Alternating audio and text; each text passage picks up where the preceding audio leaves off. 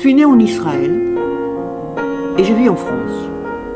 Je ne suis pas pratiquante et pourtant, l'identité juive me colle à la peau. Je ne comprends pas pourquoi. Alors, je pars avec ma caméra à la rencontre des juifs et non-juifs. Je leur demande de me répondre en 1 minute à cette question qui m'obsède. C'est quoi être un juif? Je ne peux pas te répondre puisque je ne le suis pas. Donc, ce que veut dire être juif? Tu me poses une bonne.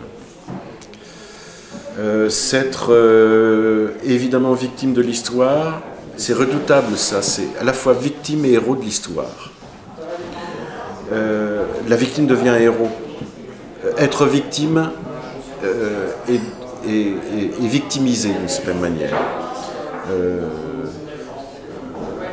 C'est porter sa croix et c'est parfois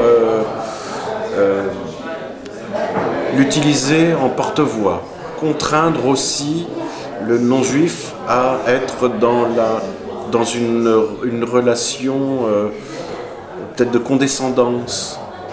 Quand on est juif, il y a la Shoah, la marque absolument insupportable et éternelle, hélas, de la Shoah.